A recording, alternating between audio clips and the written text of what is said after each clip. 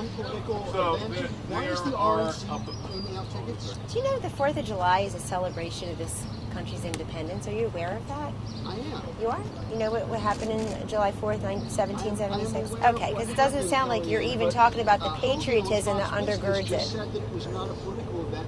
So why is the Republican National Committee giving out tickets to supporters of the president? Why are those going? This is a public event. It's open to the public. The public is welcome to come and celebrate our great country, the greatest democracy, the Constitution, all the amendments, not just the First Amendment that seems to only interest you only, the Second Amendment, all the others, but really just the birth of this country, the greatest democracy that ever lived.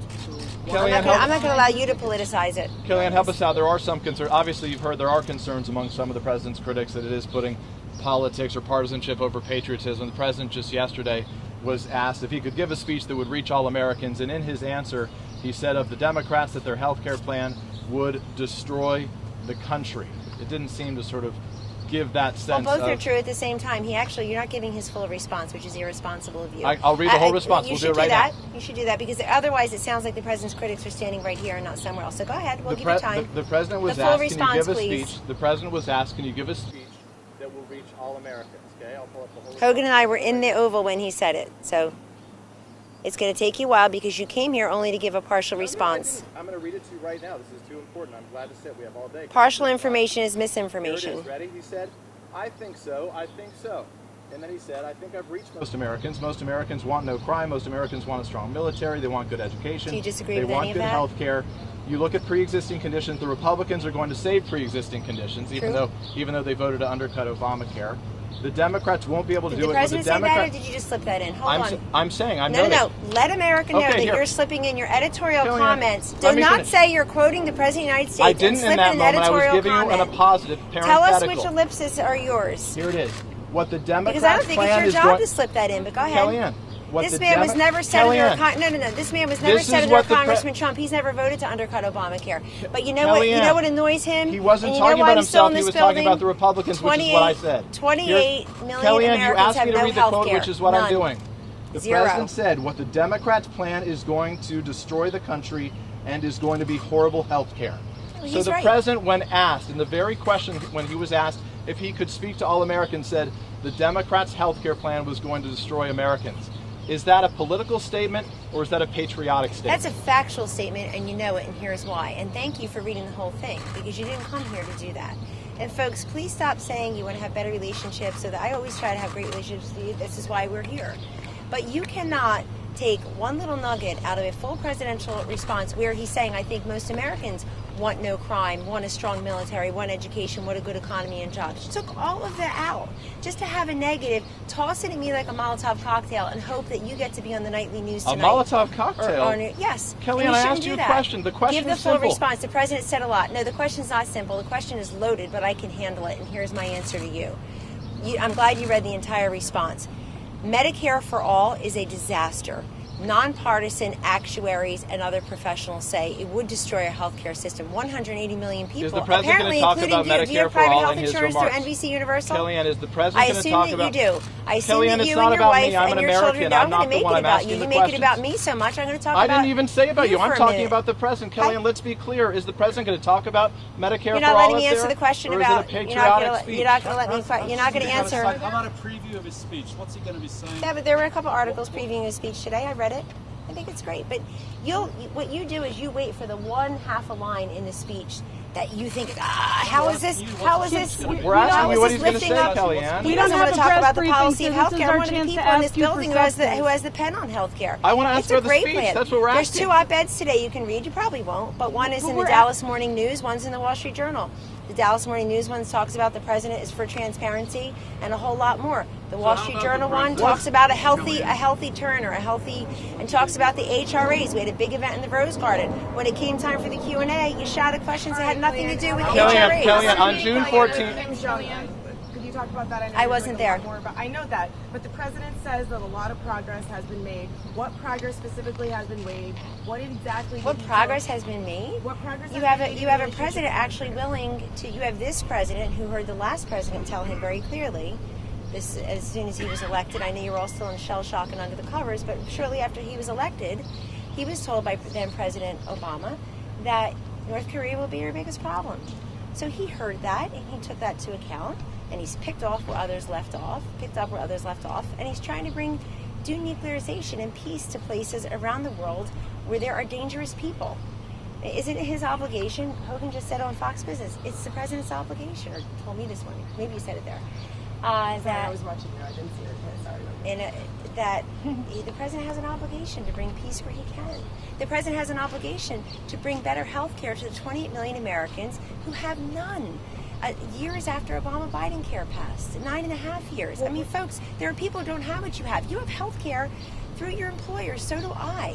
Don't you care about the people who don't have health care? When the president talks about that yesterday, he is going to, we are protecting pre-existing conditions, but we're going to make sure that Medicare and Medicaid are strengthened and protected also. We're looking at rural care, travel care, maternal care. Sure. We're the only country. I know you care about that, but right now I'm asking it doesn't sound like you do, and I know you don't, but go on. North Korea, and the president said that Barack Obama, former President Obama, was begging for a meeting with Kim Jong-un. Former Obama spokespeople, National Security Council people have said that they don't recall that ever Are you happening. asking me if President Obama did enough in North Korea? No, The answer I'm is asking no. Where President Trump, I'm wanting to know where President Trump got that from, if either of you know that. She didn't say that. That's just what you do. I'm My sunglasses. asking I like my where reflection. he got that from. That So here's what we know. Obama was begging for President a meeting and Obama couldn't get got the Nobel Peace Prize, but this president is earning it just by trying to bring peace and to have sanctions on North Korea, to have sanctions on Iran while you're getting North Korea to denuclearize. And if they don't, But they when did don't. Obama beg for a meeting with And Kim they're- Jong-un and he wasn't able to get it? And That's look at Iran. Look at Iran's economy. This president took us out of a terrible nuclear deal. I mean, we're trying to pick up a lot, the batons that were just tossed to the side, or the shrapnel that remains, and doing a really great job. And this is why, I think, frankly, this is why a lot of folks are, yes, Joe? Yeah, I got to follow up on that a little bit. What is the evidence that President Obama ever asked for a meeting with Kim Jong-un? So that's what you care about, right? Because we got to talk about President I'm following Obama. up. I mean, But if I mention President Obama, it's you have not an mentioning answer. President That's what the Obama. question The is. president No, raised- I'm answering the question about this president that I work for and his policies with respect to North Korea, Iran, and anywhere else you want to talk But about there's no practically. answer on- As you know, I can hold forth on policy. Kellyanne, the president raised it, which is why we asked. So is it true or not true? I think what the president is remembering is that as president-elect, that President Obama was basically admitting his failure to do enough with North Korea. That's true. And his Secretary of State, the woman who lost the race that you thought she'd win, whose name I won't say anymore, lest you accuse me of still saying her name, not with her. She didn't do anything either as Secretary of State that was effective. At least we have Mike Pompeo there as Secretary of State as we speak, trying to work this out. Why aren't you happy, especially those of you who have children and want to live a long time? Why aren't you happy that you have a president, you have an administration that's actually trying to denuclearize? Kellyanne, we were talking about healthcare a moment ago. On June 14th, the president said that there would be a major announcement in terms of healthcare in 2 weeks. 2 weeks have passed. What is that major announcement? Do you know what the HRAs are? Do you know what transparency is? Surprise medical billing? Is that the major announcement, No, and when will I'm he just deliver asking it? if you're even up on those, because I don't think you cover them at all. I'm asking you a Well, question. those are major announcements to the public. We're doing building blocks in healthcare. When will those And announcements the be made then? president, actually, I'm one of the people who works on his plan here. You have a great team, really smart people working on his plan. We'll be with the president today, going over pieces of it. Will he be making that announcement today then? Making what announcement? The announcement, the president said there was a big announcement in 2 weeks on healthcare. He said it more than 2 weeks If ago. he wants to, sure he can. Absolutely. And you, for 2 years, said that there was Russia collusion, and there wasn't. So where's that? I did? I think he can have more than 2 weeks to come up with better health care in a country where the health care, it doesn't even He exist for set the 28 clock, million Kellyanne. Americans I didn't who set the were lied clock. to. He did. I'm just asking You on know, behalf of American Medicare for people. All wants to take away your health care and anybody else here who gets it from their employers. 180 million Americans get health care from their employers. The Medicare for All will be less Medicare for seniors. Medicaid is meant to be for the blind, the disabled, the pregnant women, others who need it. Obamacare is a huge expansion of Medicaid into all different areas. This president, at least, is trying to improve health care. We're looking. I know Francesca cut me off because we're starting to get a little too complicated here. Too many syllables: tribal care, rural care, maternal care. She's like, I care about health care, but. And 3 of you in a row had to mention President. 4 of you in a row had to mention President Obama. The president's the one who raised President Obama, which is why we asked. So I'll raise President Obama's Obamacare. I'll not raise his Nobel Peace Prize. Who cares? Want to talk about his vice president? Okay. Because I didn't see you covering any of those stories. A little bit more news. I covered the debate all week. Thanks, Kellyanne. Kellyanne. The president has been tweeting about the New York governor using allegedly the attorney general there as a bludgeoning tool. What's got the president so upset about New York and the attorney general? The president was born and raised in New York.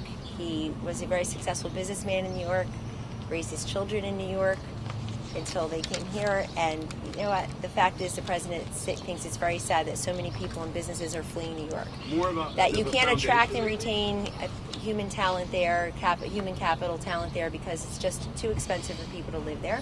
That's based on policies. It's in direct contrast to his policies. You reduce taxes, you reduce regulations, you actually explore energy, develop energy responsibly, and look what happens to the Trump economy. Look what's happening in the New York economy. Look at the pickup trucks with the New York license plates over the border in Pennsylvania looking for work there. Because they actually will develop energy there. So he sees what's happening in New York. I think it's too bad. All my 4 children were born in Manhattan. I love Manhattan. I love New York. But look what's happening to that city. And so that's what he's not upset about it. It's just, it's regrettable to those of us who love New York and those of us who live there or raised our children there for a while. It's regrettable, but it's also undeniable. People are fleeing New York. Look at the numbers, and businesses are fleeing New York, and they're benefiting from the Trump economy. But when you have these states with high taxes and more regulations, then you've got problems. People don't want to be there. But nothing to do with the AG Margaret, coming Can I after jump in? him. Thanks. Kellyanne, I wanted to ask you, or Hogan, or both of you, 2 questions.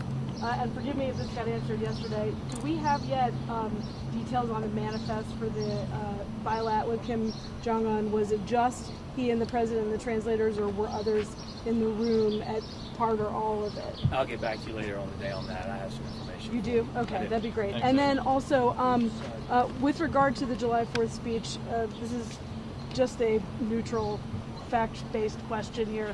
Are we going to get a We take those too. Okay, are we going to get a briefing or a preview of those remarks? Maybe not on camera, although on camera would be great. But I mean, can we get prepared for what he's going to be talking about thematically? It'd be really helpful.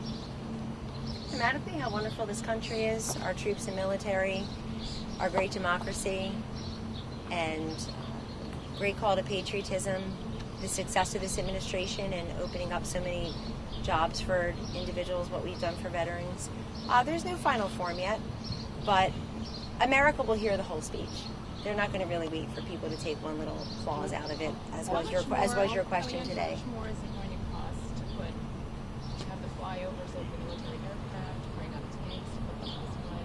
How much more is that going to cost taxpayers? Is there an estimate for that yet? I don't know. You'd have to ask the DOD, I assume. For this, on Huawei. But if you want a list of the things taxpayers actually pay for that they find to be outrageous, I can give you that too.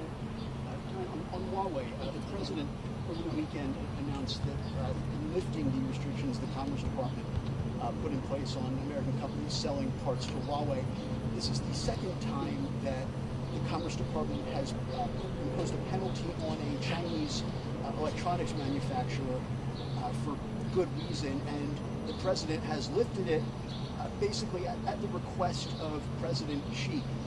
Why does he keep backing down? Why does he? Sorry. This president backs down? Yes, he did with ZTE, and now he's done it again with Huawei. Well, you can't have it both ways. First, he's meeting with Kim Jong-un and he's meeting with President Xi. He won't come up with he won't agree to trade deals like past presidents have so weakly done so that put us at a humongous trade deficit of $500 billion for China, that screw the American worker, American business, American interests, America. This is somebody who doesn't back down. In fact, that's usually part of your questions about him. And yet he has twice. The U.S. companies, you want to take that one about Huawei? U.S. companies are still able to sell the component parts. Yes, and Well, that's important to him. That's not backing down. That's protecting America. No, it's not, because the reason the Yes, it Commerce is. Department Yes, it is. put Huawei on You that can have a tutorial on export America's Huawei greatness was if you because like, and what America first means it violating American means. law and was a threat to American national security. I gotta get back Same to with work. ZTE, and both times at the request of President Xi, he lifted those bans. And I would like to know why he did it this time, and why does he keep doing it? He I'd like to know, I'm sorry, where do you work again? Because we're all confused about that inside. Is it called Breakfast News? Breakfast News. Okay, great. Awesome. Hey, Kellyanne, a couple of your colleagues have departed or are departing. First Sarah Sanders, now Mercedes Schlapp. Are you planning to stick around? Oh, you've asked me that before. Haven't y'all tried to get rid of me every way you know how? No, I don't know that Sure I've you asked have. you that before, but I'm asking Not how backing you're planning to down. stick around until the election. This is my best and highest use for the president, according to the president, so that's my intention. Kellyanne, where do we stand with Jared Kushner's plan for immigration reform? Well, we were talking about that several weeks ago when the president released it in the Rose Garden. Jared has given some of us an update about what's happening in Congress based on his meetings there. And I'll just give a quick refresher, or you can pull up my 20-minute interview with Rush Limbaugh the day the president was in the Rose Garden, where I talked exclusively about the plan. It has two components. One is a merit-based system, and the other is full and final border security. We're very happy that the Democrats, after blocking funding 17 times and calling this a manufactured crisis, most of them have put aside their manufactured outrage and agreed with the president and voted in favor of the $4.6 billion aid package. That includes prominent senior Democrats like Chuck Schumer of New York and Pat Leahy of Vermont. They were right there supporting the package. I know some people think they jammed Pelosi on it. I'll leave that to the Democratic Party. They're not my problem.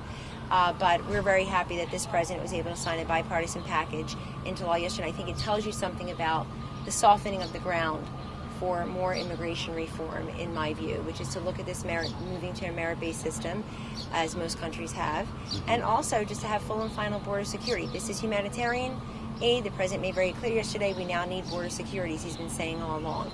He put together his plan a very long time ago. I think in between Jared being in Bahrain and the G20, et cetera, and the Congress being on recess, I'll have to get a fresh readout. But last Monday before Jared left, he was telling me about some of his meetings on Capitol Hill and the progress they're making. Do you have any idea when we might expect to see text of that plan? We were told weeks ago that we were given no deadline. I can check that out for you. Okay. Absolutely. You let me know when you're going to find collusion and obstruction, and I'll get back to you with the plan. And guys, if you're going to quote me, I'm happy to stand here and take your fire, and I'm really trying on behalf of the country that I love so much.